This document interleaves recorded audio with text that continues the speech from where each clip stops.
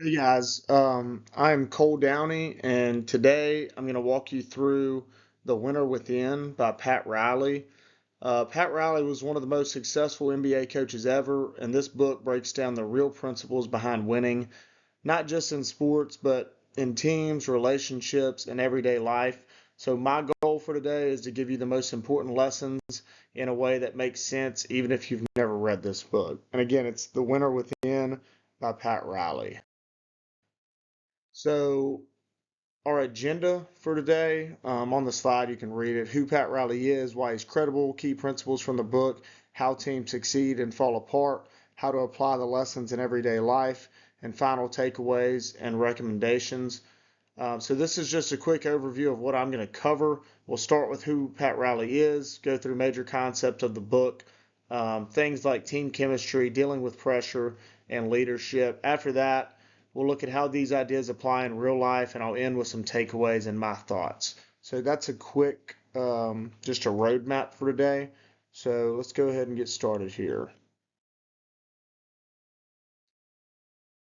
So about Pat Riley. Pat Riley isn't just a writer.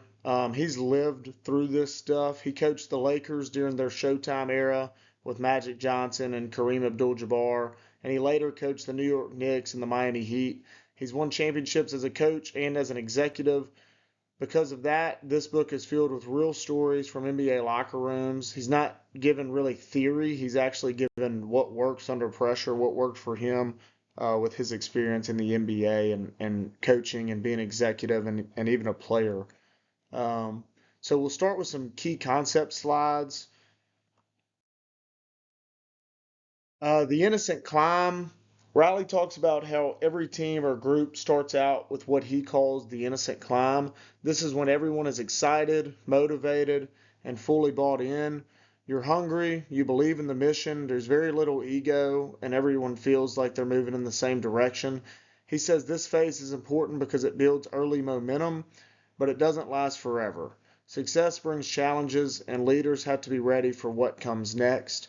So again, just some characteristics of it. And if you've been on a team, you probably have felt this and what we're going to talk about more in this PowerPoint also, but you probably felt a little bit of the innocent climb at the very beginning stages when you kind of come together as a team, kind of feel like there's not a bunch of ego, there's lots of teamwork, everybody's on the same page, a ton of momentum building up. So that's what Pat Riley describes as the innocent climb. Next, we're going to talk about the disease of me. Um, this is one of Riley's biggest warnings. The disease of me shows up after success. Once people start getting praise, they begin thinking they deserve more credit, more attention, or a bigger role. Ego replaces teamwork. Riley says this is the number one thing that destroys great teams. It's not the opponent, but selfishness inside the group. His solution is simple: stay focused on the mission and keep the team goals above individual goals. So, real quickly, for me, I'm a high school head coach, or not head coach, sorry, assistant coach, and our team right now is actually going through a little bit of this. The disease of me, everybody's kind of pulling their own way instead of everybody kind of on the same page going together. Very egotistical, very um, I guess the best way to describe it is just chaos. So again, if you've been on a team or coach or anything like that, I'm sure you understand what Pat Riley's talking about in this as well. Next, we'll talk about the core covenant. This is basically a set of agreed upon commitments that everyone on the team signs on to. It's kind of like a culture contract. Riley used this with his team so there was no confusion about effort, responsibility, and behavior. The point is that great teams don't just hope for discipline, they define it and commit to it. A clear culture prevents a lot of problems later. I really loved this idea, and I really want to kind of implement it into my team.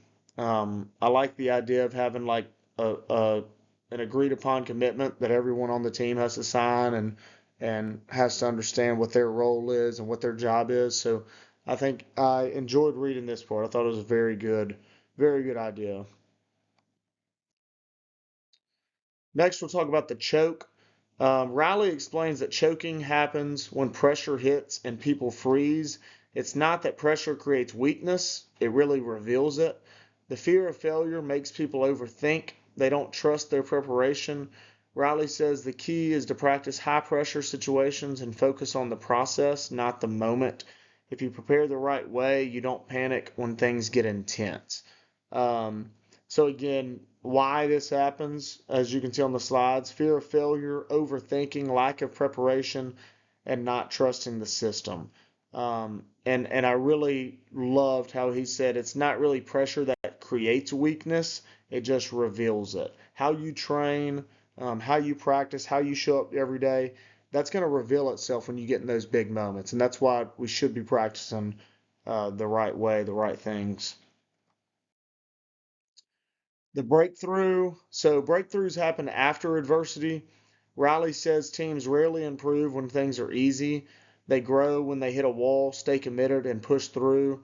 This is where leadership matters most, staying steady when the team is frustrated or losing.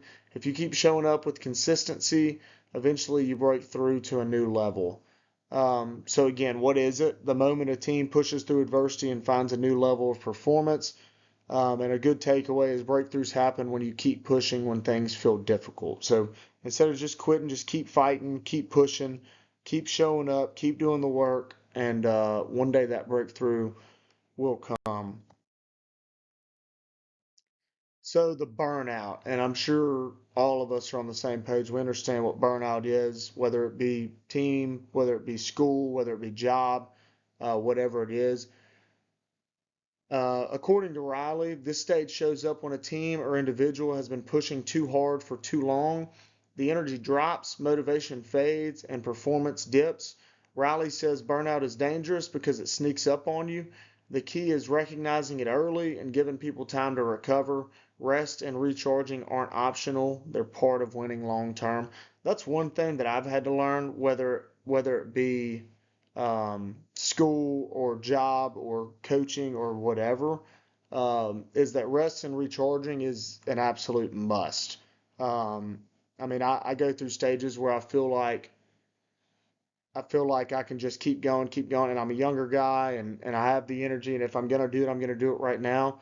And I've hit that point several times in the past 2 to 3 years, and it's really just taught me that I need to rest, I need to slow down. I don't have to do everything, um, and I'm not a superhero.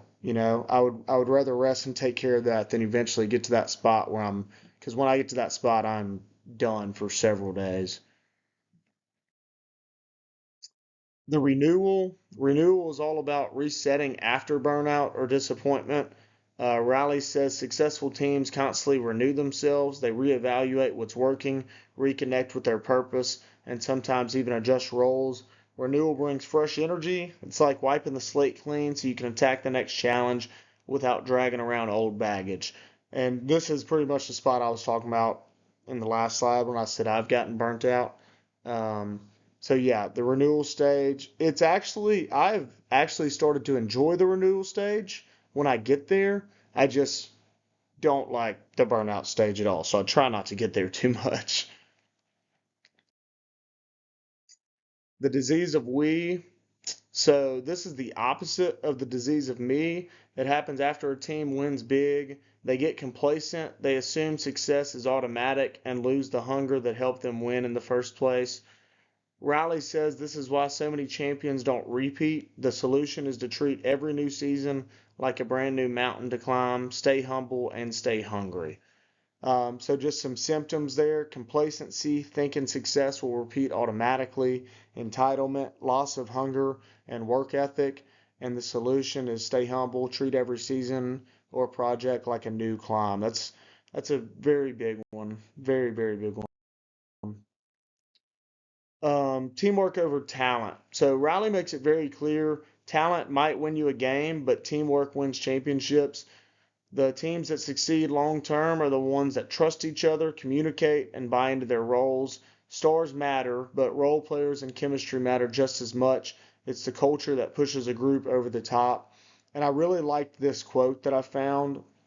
The key to teamwork is to learn a role, accept a role, and strive to become excellent playing it. And again, all of this is great for basketball or baseball, football, sport specific stuff.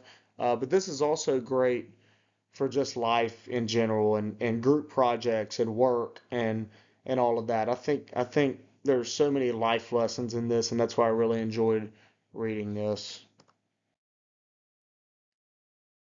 Leadership by example. One of Riley's biggest leadership beliefs is that teams reflect their leader. If the leader is disciplined, the team will be disciplined. If the leader is emotional and inconsistent, the team becomes that way too. Leadership is less about motivational speeches and more about modeling the behavior you expect. So I really relate to this because I've worked for guys and head coaches that I've had in the past or worked under or anything that have been very emotional and very, I like to say, way too high and way too low.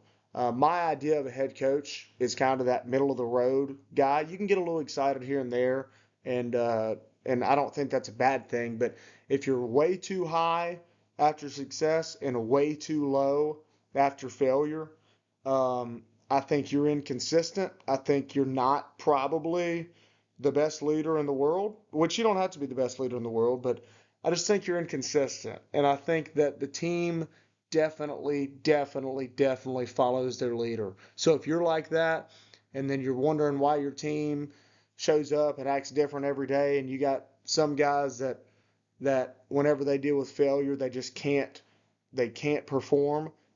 It's probably a little due to the lack of inconsistency or the lack of consistency coming from the top, coming from their leader. So real world applications, and again, this is kind of like I was saying, I kind of skipped a beat on it, but even though this is a sports book, I think these lessons apply everywhere. In business, the disease of me shows up through office politics. In school, choking happens during big tests. In personal life, burnout and renewal are constant cycles. The point is that winning in any area takes teamwork, consistency, humility, and the ability to push through setbacks.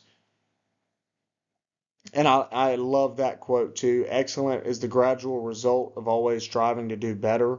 It's not always about being your best. It's just always about striving to be better and not getting complacent and showing up and doing the work. And I mean, the people that win are the consistent ones, not the most talented or the most gifted. It's who's most consistent, and that's in life as well. And my final thoughts and conclusion, I really like this book because it breaks down leadership and teamwork in a simple but powerful way. It made me think about how ego, pressure, and burnout affect not just sports teams, but classrooms, workplaces, and even friendships. My biggest takeaway is that winning is a process. It requires discipline, humility, and the willingness to keep growing.